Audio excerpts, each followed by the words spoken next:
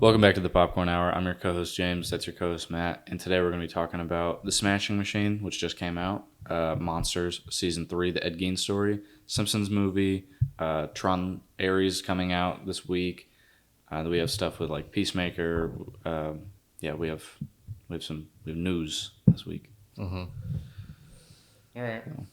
So what have you watched since 2 days ago? Finished the Ed Gein story. Oh, wow. Yeah. Fast. Episode 7. Yeah, episode 7. The acting that Charlie Hunnam does is so good. It's crazy how good it is. And I know a lot of people aren't too much liking this show because it's not super accurate. Yeah. People don't like Ryan Murphy that much because he likes to dramatize it a lot. Yeah. So he adds a lot, and then But it makes it more interesting. I've seen a lot of stuff where people don't like what he's doing with like Alfred Hitchcock's character. Yeah, but I mean, he's such a small part of that show that it's not. I feel like it wasn't that big of a deal, but I like the whole show as a whole. It was parts of it were a little weird, and Mom said it was probably a little too dark for her to finish. Yeah, it's very dark, but I think the way Ed Gein is portrayed in the show, I think it works for what Ryan Murphy was trying to do. So I like that a lot. Then I watched I Know What You Did Last Summer, the first one, the original one. Never seen it. It was okay. And then I watched I Still Know What You Did Last Summer. That one was not good. Wow. Okay. At all. I figured. So that's about it, man. I didn't log it because I watched it really passively and because I'm 2 away from 180 for the year. So I'm saving those 2 spots. But I passively watched the interview. Oh, okay. Nice. That's it? Yep. Okay. I think that's it. Yeah, that's it. Okay. So let's get into the box office numbers. Yeah. Number 1 up here. Well, this is out of order for some reason. So this is completely wrong. I do not have the numbers for this week. Okay. Well, I guess we could start. The numbers for like 2 months ago. Oh, that's weird. Okay. Well, I guess we could start with the Smashing Machine then, because I know that one made $6 million on its opening weekend, which everybody's saying is really low. I don't necessarily think it's low. I think it's budget for this. It's low considering I feel like compared it's to an others. A24 and a Benny Safdie. But my thing is like the Smashing Machine is for. They try to make it for everybody, but in reality, it's for a very small group of people. It didn't. So the production budget was $50 million, which doesn't include like promotional stuff, and they spent a lot on the promotional stuff. So it's probably closer to 100, and they're like a tenth of that. But usually, I mean, like Superman, like did better like the second week. Yeah, a lot of stuff does a little better the second week. Yeah, I feel like a lot of people also they won't go watch stuff opening day anymore. They wait at least a week to see what other people are saying about it to see if it's worth their time since going to the movies is so expensive these days. But it's a niche audience. It's a small audience. It's people that like mixed martial arts, that like The Rock, A24, the biopic stuff, like Benny Safdie. Yeah, so like I feel like it's a very small group that will go watch this, and there's a lot of people that don't like The Rock, period, so they don't want to go see anything that he's in, no matter what it is. So I think that's pretty much where it's at. So I don't think necessarily it's a bad opening weekend. In the whole thing, it could be considered not a good opening weekend, but for the specific audience that I feel like it'll thrive on streaming, though. Oh yeah, most definitely. Yeah, it definitely will. But I mean, I think it's a fine start for what it is. Yeah. Like a lot of people don't even, before, like I'm not really a MMA fan as big as you or Mikey, but Oh yeah, I'm starting again on Tuesday. nice. Yeah, that stuff at my Yeah, college finally got settled. nice. Okay. But I didn't. I've heard the name Mark Kerr, but I didn't know really who he was. So that's another thing. He's only really well known by people that like MMA or UFC or whatever the case may be. So Well, another thing with like Benny Safdie is he did the same thing with Adam Sandler. It was like Adam Sandler is going to be in another and is going to be in a serious role again because he did Punch Drunk Love first, but it was like, oh, he's going to be in like a serious role, and everyone was like, what? That's weird. This is the same thing that's happening with The Rock. Everyone's like, oh, that's weird, and then people at first did not like Uncut Gems. Now it's kind of like not a cult classic because it came out like 6 years ago, but I've only seen good things about that movie. yeah, it's great. It's got a Criterion. I've never watched it. It's a good movie. I've seen it twice. Nice. And the score, same with, I mean, Good Time also. People didn't really like Good Time when it first came out, but people kind of like it more now. I know a lot of people don't like it still just because you can feel-ish that it's early on in their career, but it's Benny and Josh Safdie did amazing on it. I really enjoyed it. I love the score, but I feel like the Uncut Gems score is a slightly more like revitalized version of the Good Time score. Yeah. And I think the Uncut Gem score is more of a Good Time than Good Time score. Okay, that's a little confusing, but okay. All right. But I think in a few years, people are like, okay, that was good. Yeah. I definitely. I think when Smashing Machine gets to streaming, eventually, it'll do really, really well. Because I mean, that's happening a lot with a lot of movies this year. Like Wes Anderson's Phoenician Scheme. When I watched it, I was kind of like I enjoyed it a lot, but I was a little disappointed because it just didn't have that Wes Anderson feel that you get when you finish a Wes Anderson movie. But like now thinking back on it, I was like, okay, yeah, I really enjoyed that. Same with Eddington. People now are like coming around to Ari Aster's Eddington. Like everyone's like that movie might have been actually like genius. But Okay. All right. it's a common trend I've seen with movies this year. Yeah. Same with Mickey 17. I didn't really like it. I know a lot of people didn't really like it, and I guess they kind of like it more now. Because they can watch it for Free. Yeah. Free-ish. Yeah. So going to the movies is expensive these days. Yeah. Like, It's for the insane. two of us to go for Him? tickets and like snacks or whatever, it's like $80. Yeah, it's crazy. Yeah, it's insane. And a lot of people don't have time to go to the movies anymore either. Like I barely have time to go to the movies, even though like I feel like I have time. I just don't. So all right, my next one, the Simpsons movie sequel is going to come out in 2027. Well, okay, that's a big, okay. I really liked, we talked about this the other day. Yeah. I really liked the first one. I'm I watched it a bunch when it came out 20 years ago. I'm just not a 5-year-old. You're- I'm just Yeah. I'm just not a big I'm not a big Simpsons guy. Yeah. It's like it's okay. I just didn't really care for it when I was a kid. I used to watch it religiously, like weekly. Yeah, It's been on for so long. Yeah, I'm it surprised. was on since Dad was a kid. Yeah, it's been on for so long, and I'm surprised they haven't done more movies like that. I mean, the first one I think it had a lot of. It wasn't necessarily in sequence with the show, but it definitely had a lot of adventure and kept people entertained. So I liked it a lot. I'm excited to see what this next one is going to be about. So yeah.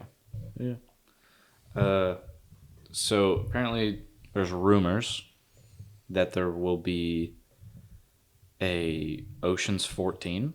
Yeah, with George Clooney returning. Yeah, and I think I know specifically why this is happening. I think they're kind of bouncing back to this Ocean franchise. So they're doing. I don't know if this prequel thing is still happening. I kind of hope it doesn't. For like the sake of the story, but depending on how far along they are, they shouldn't just cancel it. But I think it's because of the movie Wolves that came out last year that like nobody watched, but it was Brad Pitt and George Clooney. I think that kind of sparked it up again. Everyone's like, "Oh, Oceans was fun. Just do that again." So I think that's probably where that's coming from. Okay. Interesting. Because that was like the whole selling point of the movie is Brad Pitt and George Clooney returning on screen. Yeah. Okay. Nice. We're getting a Beekeeper 2. Did you watch The Beekeeper? Yeah, I didn't like it. I watched maybe 20 minutes of it, like the last 20 minutes of it, and I couldn't get into it. But Jason Statham is returning. Also, they've casted Adam Copeland, otherwise known in WWE as Edge, as one of the actors that will be in this movie. So I'm going to redo that. That was weird. Okay. We're getting another Beekeeper. Mm-hmm. Do you watch the first one? Nope. Yep. Wait, okay, wait, what? We're redoing what I just said because I didn't like how I delivered that. Okay. I'll cut this out. Okay. Yes, you're going to cut it out. Yeah. Okay. Yeah. We're getting another Beekeeper movie. Mm-hmm. You watched the first one? Yeah, I didn't care for it. I didn't either. I watched the last 20 minutes of it, and it was not good. But Jason Statham is returning. Also, they have casted Adam Copeland, otherwise known in WWE as Edge, in this movie as well. So I don't think that's enough for me to go watch it, but yeah. I'm tired of these. Jesus, I mean, I like the mechanic. The mechanic was good. I like Transporter. I didn't really care. I didn't care for like Transporter 2 and 3. No, I didn't. I liked the first one, and that was about it. I kind of think I like the mechanic 2 more. Yeah, I just am tired of these cookie cutter type movies, like the cookie cutter action movies where it's like a retired CIA special ops person that their past comes back to haunt them and they have to go back and kill a bunch of people and yada yada yada. I hate because it's weird. It's kind of like how the Bohemian Rhapsody movie. People don't like that movie I don't understand why people don't like that movie, but it's better than Rocket Man. Yeah, but every year since that movie's came out, there's been like that really just sparked up that trend of musical biopic every year. Mm-hmm. And John Wick, the scene in the first one where they're in the nightclub, every action movie like that from now on has this stupid fight scene in a nightclub. Mm-hmm. And then I think all these movies stemmed from Jason Bourne because that was just everyone loves Jason Bourne. Like I wouldn't say everybody. At least the Bourne Identity. Like that one's the first 3 are good. Yeah. The first 3 are good. I don't like the Jeremy Renner one. I don't either. Or the last one that they did. Yeah, no, that one was just called Bourne, or was that just called Jason Bourne? I think it was Jason Bourne. I think it was Bourne. Oh, well, anyway, it wasn't good. Yeah. But it's I think that one is the root of them all, and it also started that trend of like the close quarters combat, like using your surroundings. The first one is good, and that was good, but every action movie after it just tried to be Jason Bourne. Yeah. And it's kind of like a blessing and a curse because it's like, oh, this is cool. We get more of these, but they're all bad. I'm cool with like the action sequences. It's the story that bothers me because I don't want to watch the same thing over and over and over again with just a different cast or even like the same people. I also think John Wick probably added to it because I like Jason Bourne. I like John Wick. I like the first 2 John Wicks. Yeah. And then like the Jason Bourne trilogy, but like Jason Bourne kind of inspired a few, but then after John Wick, every single one of them is the same. Yeah, I don't like the Equalizer was slightly different. I liked that one though. Yeah, the Equalizer was pretty good. Still kind of the generic concept. Of that, even though Equalizer was a TV show. Yeah, and honestly, I don't even know what the Beekeeper was about. I just know like it ended with somebody dying, and it was just weird. The most generic one of those movies is The Gray Man by the Russo brothers. Did you watch that? No. Like it was so cookie cutter textbook. Like it just felt like the plot was like the storyboard was made on Chat GPT. Like it was just. It was just like watching Vanilla Ice Cream. Not much there. Like you're just like, oh, it's generic. Yeah. Okay.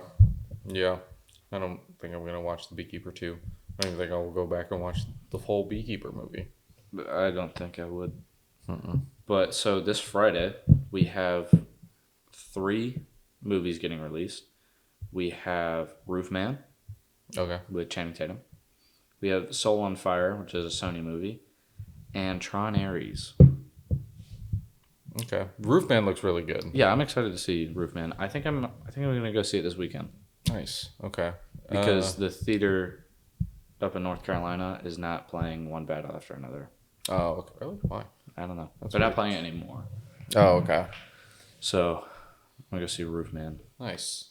Tron Ares, it looks interesting, Yeah, and it seems to be getting.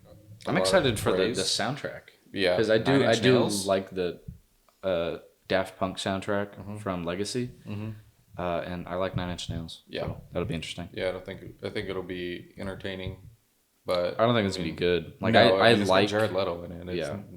He's got his that movies curse. aren't that great. He's a good actor. He's okay. He's okay. You didn't like Morbius? No, I didn't like Morbius. A lot of people didn't like his Joker, which I didn't mind it. Yeah, I'm just not. Like, I think you just should stick to music. And even though his music isn't like super great, they do put on a good show. Yeah. I like in Fight Club when Brad Pitt says when we were young or whatever, we were all told that we were going to be movie gods and rock stars. Mm-hmm. And we're slowly learning that that's not true. But when he says rock stars, he looks straight into Jared Leto's eyes, just straight at him. Yeah, that's funny. Yeah, I don't know. Tron Ares is interesting. I've never watched the Tron movie, so. Any of them? No. So I like Tron Legacy a lot. Mm-hmm. It's a bad movie. You ever it watched is the bad. original one? Not fully. No. Because I think Dad tried to get me to watch it when Tron came out, and I was like, "This looks terrible. I'll just stick to Tron." Yeah. And now watching it, I'm like, well, mostly the deep fakes. That's it. It just looks bad. But all the other visual effects are fine. Okay. They're really good. I like the world. Probably my favorite, actually, Disney intro. Mm-hmm. But yeah, it's not good. I don't know why people praise it so much for it's a good saying, oh, it's an amazing movie. It's fun, but it is a bad movie. Okay. And both those characters aren't even going to be in Tron Ares apparently. Oh, really? Probably going to have some sort of cameo, but pretty sure his name was Sam. I think Sam is going to have any. Oh, see, and that's another problem with sequels. If you don't bring back the original cast, it's bothersome to me because I feel like I have no invested interest in it anymore because because I wanted to watch the new I Know What You Did Last Summer that just came out, and then so I watched the first 2 and I was like, okay, now I'm ready to watch the third one, and I thought it was already on just a normal Paramount or whatever, but it's still only on Prime Video and it's $10. So I watched the trailer and I was like, do I want to spend $10 on this to rent it? And so I watched the trailer and I was like, I initially thought, since I had never seen him before, I thought all the Freddie Prinze Jr., Sarah Michelle Gellar, and Jennifer Love Hewitt were all returning. It's not the case, specifically for one. And I thought it was going to be centered around them, but it's centered around a new group of people, and then Freddie Prinze Jr. and Jennifer Love Hewitt just have cameos. It seems like, based off of the trailer. I haven't watched it yet, but based off of the trailer, it just seems like they're just going to have a small part, and it's not going to be anything that I care to watch or pay to watch. I'll probably watch it if it ever goes to Paramount or Netflix or whatever, because I think the first one is on Paramount, the second one is on Netflix. So between one of those two, I don't know, but I don't like sequels that you change the entire cast. Yeah, it's just like Hollow Man 2. Did you? Pacific Rim 2? Yeah. That was if you're not going to bring back the main character, I don't care to watch it. Oh, that was also in not good, but the G.I. Joe, the 2 live action movies, they got rid of, Channing Tatum just didn't want to do it, so I'm like, okay, we'll just kill you. Yeah, within the first 5 minutes. It was crazy. Yeah. Yeah, I don't know. So they've cast, so I'm assuming you've heard about this, quadrilogy Beatles biopic thing. Yeah. So they've all been casted. Mm-hmm. We have Paul Mescal is Paul McCartney. Okay. Barry Keoghan as Ringo. He played the Joker in the Batman. Yeah, that's what I thought. Okay. Harris Dickinson as John, and Joseph Quinn as George. What was the last one? Joseph Quinn Oh, okay. as George. I think Joseph Quinn's kind of getting the Jeremy Allen White, not treatment, but Jeremy Allen White type of thing where he is known for a show, and then now is just getting thrown into all these like A24 projects and stuff like that, and becoming like kind of building up his street cred as an actor. Yeah. So well, that'd be interesting. I liked him in Warfare a lot. He did really good. Mm-hmm. That was just Alex Garland did just such a strange but great job with that movie. It doesn't even like feel like a movie. It's weird. Yeah. But so is this Beatles thing? It's gonna be 4 movies based off of each one of their. Mm-hmm. Okay, that'll be interesting because I feel like if they just did one, there wouldn't be enough time in the movie to cover all the important stuff. Yeah, even if you did it in like 4 hours, an hour on each character, it'd still be a little weird. Yeah. So okay, I like that a lot actually. That might be really good if they do it right. There's gonna be so much marketing though. Like if each movie comes out at the same time, or I guarantee you, if it is successful, then I'm sure they're gonna have like steel case covers like that line up into something. Oh, that'd be cool. Yeah. All right. Well, we got some Highlander news. The WWE superstar Drew McIntyre has been cast in Highlander and will play Henry Cavill's brother. Okay. And I feel like that could work out really well because, I mean, they don't look alike, but they definitely could look like brothers, especially with the size that they both are and things like that. So that's cool. So director of Weapons is doing the Resident Evil reboot. Yep. But this doesn't say who, but it says Severance, True Detective, and Twisted Metal actors will be in the cast of this movie. Which True Detective season? I don't know. It just says True Detective. Because I mean, each season is different with another cast. It says Twisted Metal, so I wonder if Anthony Mackie probably is going to be in it, or Will Arnett, even though he really wasn't in that much. Those are the only 2 people I can think of because I only watched the first episode on accident. No, we watched it. We tried to watch it. It played after we watched something, and I was like, "What is this?" Ted. We watched the show Ted on show. Peacock. Yeah. Oh my god. Okay, this one is the thing I am the most excited for. I've been thinking about this all day. Kill Bill. You seen Kill Bill? Yes. Kill Bill, not Volume 1, not Volume 2. The Whole Bloody Affair will be re-released in, I think, just select IMAX theaters. But December 5th on like 70 millimeter IMAX. Okay. And The Whole Bloody Affair is both movies sliced together. Sliced together to create one movie. How long is that? It's like a little over 3 hours. Okay. Because Tarantino didn't want it to be 2 movies, but they're like, you can't have a movie that long. Kind of like how they're like, you can't have Bohemian Rhapsody. Like I can't type like the song. They're like, oh, you can't release this on the radio. Yep. It's too long. Yeah. Okay. The Whole Bloody Affair is 247 minutes. Okay. So it's actually 4 hours. Yeah. So. Okay. Nice. Select theaters only? I think. But I will hunt down one of these theaters. I know Tarantino, he has his own movie theater, and he like plays his movie sometimes, but he plays Kill Bill as The Whole Bloody Affair. Okay. Nice. John Lithgow, he was casted in the new Harry Potter series as Dumbledore, and we got some set photos. Oh. And it looks pretty good of just Dumbledore. Like they're on like a beach. And I don't know.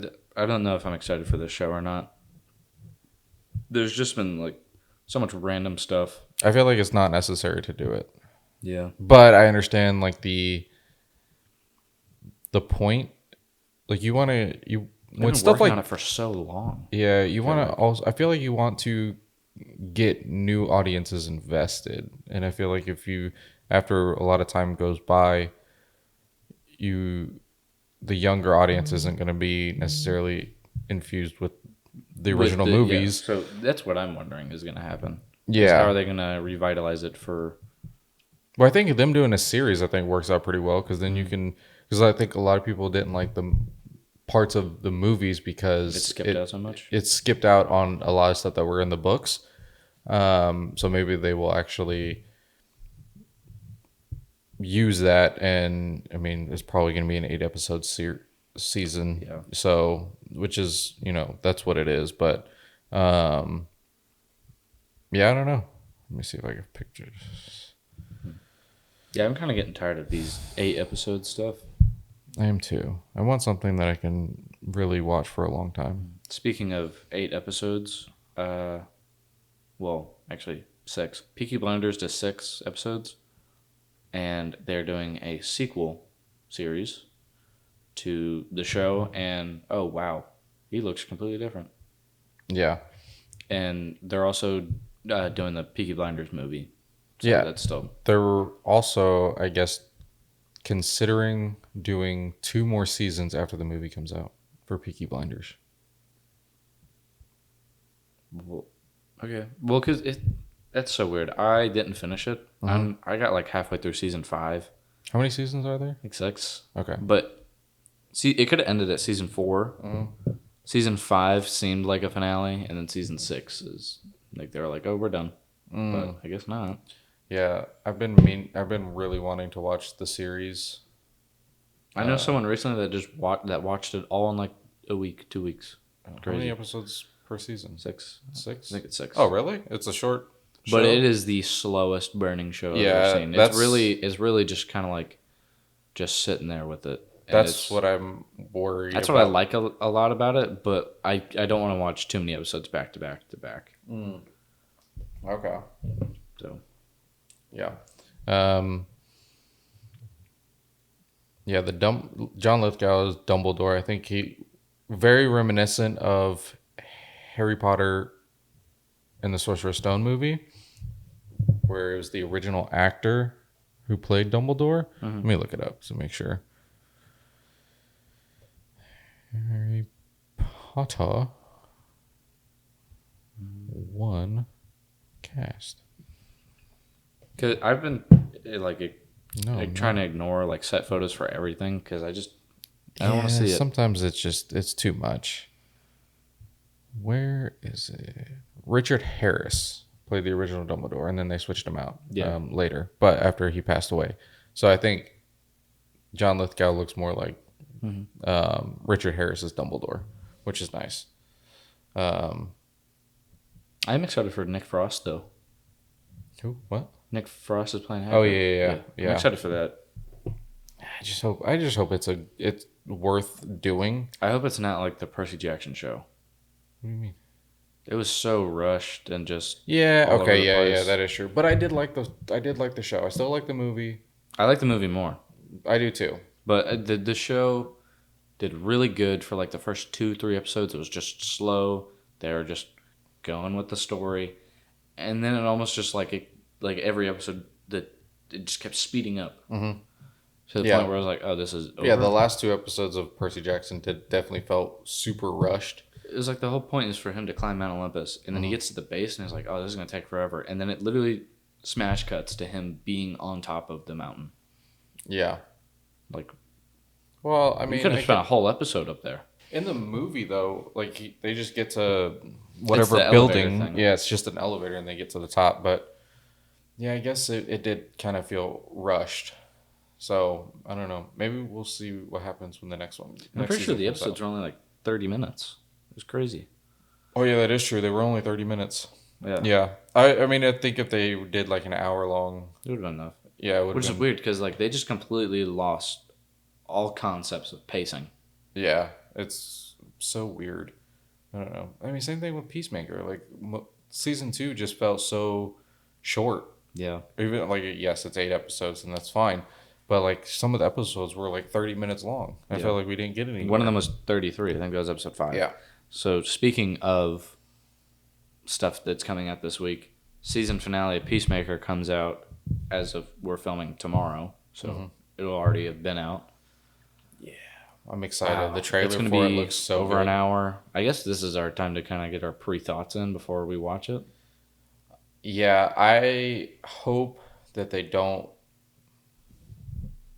I hope that it definitely, obviously shows what is happening with the future of the DCU.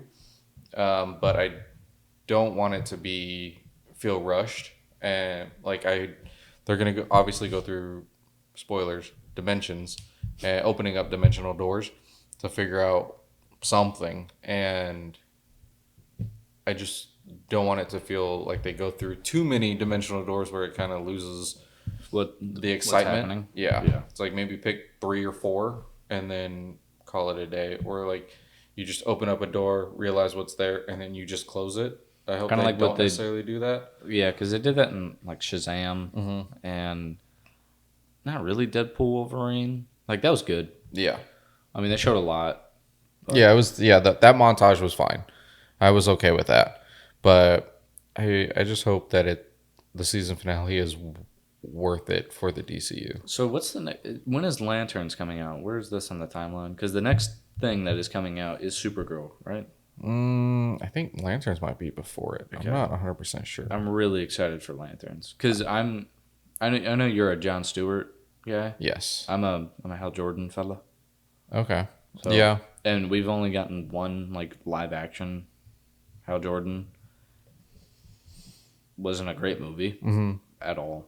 Honestly, the movie isn't bad up until the scene where they're at the party, and then the movie just drops everything. Yeah, yeah. I just hope that the visual effects and the suits are good. I hope it's better than what Guy Gardner wore in Superman, because I didn't care for that suit. I didn't care for the Justice Gang suits. I understand what they were doing. I do too. But like I'm ready to see their suits. I mean, yeah. Mr. Terrific's already has his jacket. He just needs to switch out the shirt. Yeah. His was probably the closest. best. Yeah. Yeah, because it was just like his pants, his jacket, just a different shirt. Guy Gardner's was completely just not. Yeah, it wasn't anywhere near what it could have been. Throws me off with and stuff it made like him look that. Fat. Yeah. The only thing that throws me off with like if he's wearing like legit clothing is the suit is supposed to be a construct, and it just throws me off. I'm like, leather jacket. Yeah. But that's why I liked the Green Lantern movie. Like what they were going for, the concept was right. But like they went a little too far with it. Yeah, they did. Like make it. I didn't realize I saw a thing about it the other day. You can like fully see his feet. Oh really? Like it looks like he's wearing like toe socks. Oh, and it's weird. Ew. Okay.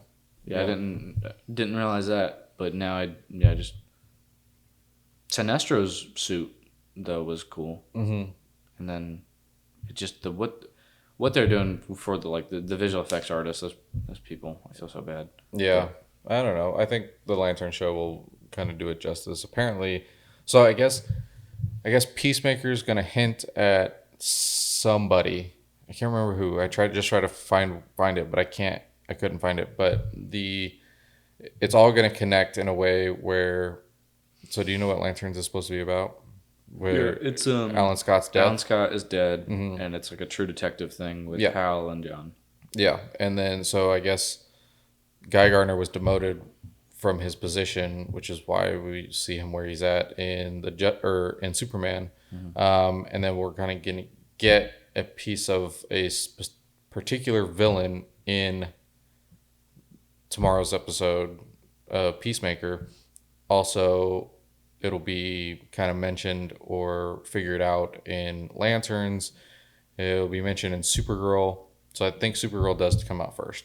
And then also the Clayface movie, we'll say. So let's say this particular villain. I can't remember who it was, though, and I couldn't find it. But I'm excited that we will not be... that I have not seen any Clayface like set release photos in a minute. It's been a while since I've seen it. Yeah, I just saw the one where it shows him all beaten up, battered, whatever you want to call it, which looks really good. So, yeah. I'm excited. And then also with like Avengers Doomsday, they released someone found it or something. There's like a photo of everyone's, like, it's almost just like you just see a bust of them basically from like the shoulders up. Oh, it looks like it. Oh, it's It looks like T-shirts that yeah, it looks all like the character cast and select crew menu. got. Yeah. So it was like interesting. I'm excited that we're finally gonna see Cyclops look like Cyclops. Yes, me too. That one I'm the most excited for. Who's your favorite X-Men? Wolverine. Cyclops is a close second though, and then Professor X. Yeah, that's fair. Yeah, I think it also kind of depends on what I'm watching. So obviously, like the original X-Men movies, Wolverine. Yeah. So wait, Cyclops isn't your favorite in The Last Stand? He's not there. Oh yeah. Really? He dies in the first like 5 seconds. Yeah. That's so stupid. But yeah, it just the live action stuff. I think Wolverine's probably my favorite. I don't like him. I don't like Cyclops in the prequels or in X-Men Origins. Yeah, I don't either. Yeah, I just feel like they missed the mark on it. And then I like Cyclops In X-Men 97 and the original show. Yes and no. The X-Men original 97, yes. The original X-Men, I mean, they're all kind of. I think I like Storm better in the original X-Men show, and then X-Men Evolution. Cyclops is probably my favorite.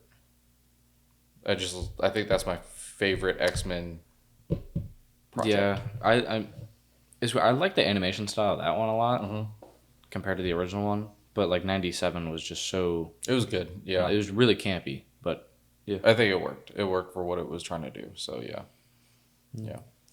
Last thing I have for movie news. Why does it keep doing that? What? My notes keep making a new note when I don't do anything. So we talked about Monster, the Ed Gein story at the beginning. So in the first 3 days on Netflix, it picked up 12.2 million views, which is a lot, even though people are saying that nobody's watched it. Wow. Yeah. That's crazy. Yeah. I really, really liked that show for what it was doing. But you didn't watch the Eric and Lyle Menendez one? Not yet. I will. I watched Dahmer. I didn't finish Dahmer. Dahmer was good. I think Dahmer was more accurate to the actual story of Jeffrey Dahmer. I think the Menendez brothers was pretty accurate for the most part, right? That's when he really started to kind of veer away from some stuff. Okay. Like some stuff was really over dramatized, like whenever they go to separate prisons. That's not how that happened at all. They obviously, I'm not gonna spoil what happened, but yeah, they like dramatized that one. That was like one that Mom pointed out was like that one that just makes no sense. Oh, okay. Yeah, and then the Ed Gein story. So the story does, but like yeah, the Ed Gein story was super, like blown out of proportion. A lot of things were changed, but I think it's just because there's so much speculation. Yeah, there's so much speculation, but I think a lot of it for me, like when I was watching it, my thoughts were like, okay, because like Ed Gein was schizophrenic, so a lot of what we saw in the show, I felt like, for me watching it personally, was how he saw it, and maybe a lot of stuff wasn't real in real life, but like in his mind it could have been, especially like watch episode 7 and watch how Charlie Hunnam performs like this. You'll know exactly what I'm talking about, this specific scene, and like it all comes together, because then you're kind of like, well, what was real and what was not. And I think it worked out really well, and I think everything, especially, and then even like the last 10 minutes of the show of episode 8, like it's clearly not real, but it's a nice touch to what the show was trying to show. I wonder if they would have done it more like The Machinist, because The Machinist feels so all over the place, and just the whole movie feels like there's like a puzzle piece that's just missing a bunch of pieces, and you're just taking another piece from another set and just trying to force it. and then because that's what his brain is doing, and I mean it makes sense. It's good, and then at the very last 2 minutes, just all clicks, and I wonder if they would have done more interesting take. That show was, or the Ed Gein story was it was all over the place because you get the Eric and Lama Menendez one is probably the most all over the place. You okay, maybe no, because the first episode it immediately starts with their ceremony. Okay, and then it tells the story of kind of what happened, and then it just starts jumping all over the place. I mean, Dahmer does that a lot. Dahmer probably did it the most. Dahmer's just completely all over the place. I didn't think it was. I really didn't think it was. I felt like it was pretty linear and kind of followed the timeline fairly well. I think for me though, for the Geen story, I think that one is the most out of place because of what they were all over the place because of what they were doing. They were showing his story, but at the same time they were showing where the inspiration came from and the influences of Ed Gein came to fruition. So you're skipping multiple different time frames and then reverting back. But then also there's stuff where they're talking about, I think that's the comic, the bitch of Buchenwald. Yeah. And showing the real aspects of that character or that person. I felt like that was way more all over the place than Dahmer. I can't speak for the Menendez brothers, but because especially with stuff like that, true story stuff, if I'm not watching it in theaters, I watch as stuff is happening, I look up what the real story part of it is. So especially in the Ed Gein story, the different characters, I looked up his actual crimes. Yeah, her, what role she really played in his real life.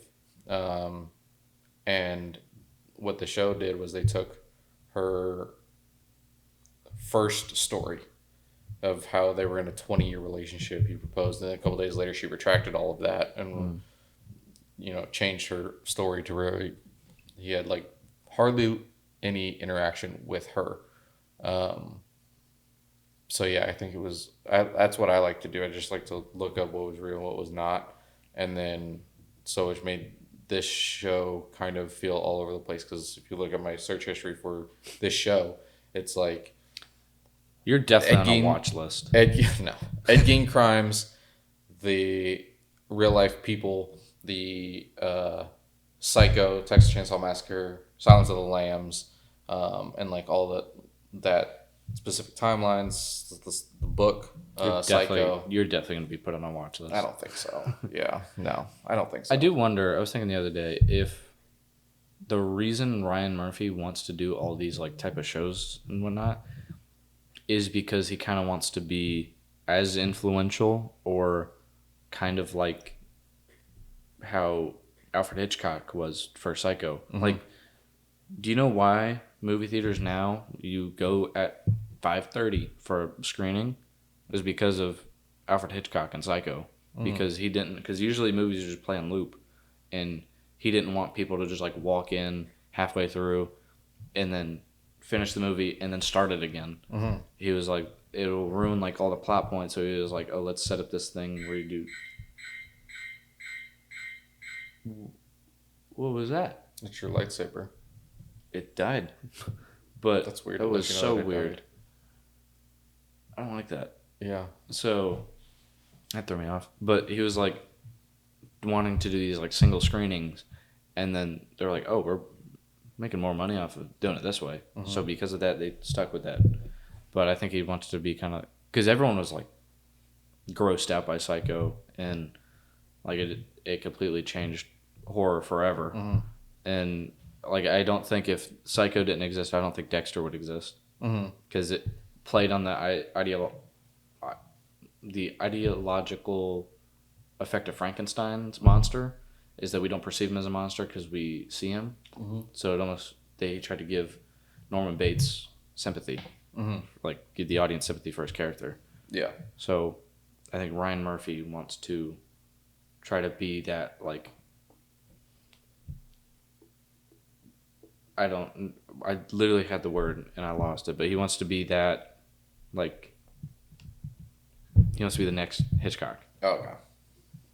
I can see that. Like, yeah, I mean, if he continues doing what he's doing, I mean, you got Lizzie Borden coming up next, and then who knows? I mean, there's so many stories like that you could tell, or that he could tell, to where, like, you could span this out 12 seasons. So, yeah, I mean, there's a lot. I'm surprised that he didn't do, like, John Wayne Gacy. well, there's something on Peacock coming out Oh, on October 16th, and it's a movie, I believe. But it's not like it's not like a documentary type movie. It's like would be like what Ryan Murphy would do. So, okay. yeah. So that's already it's been done multiple times already. I feel like the John Wayne Gacy stuff. So, And that, I mean, you could also even, because he wants to do more modern people. So, not necessarily like serial killers from before. More tragic things that have happened in the last 10, 20 years. So, which would be interesting to see, like, what he could do with that. I don't know. Yeah, that's all I have. Yep, that's all I have. Yeah, so you can see at the top of our description, there's our website for all of our social medias: Instagram, TikTok, YouTube, and then all of our other listening platforms. On, you want to say Tuesday's episode? Yeah, we're gonna find time to we'll go watch the Smashing Machine, and then that should be Tuesday's episode. Should be. Yeah. And we'll meet again in your nightmares. What's that from? Nightmare on Elm Street. Okay.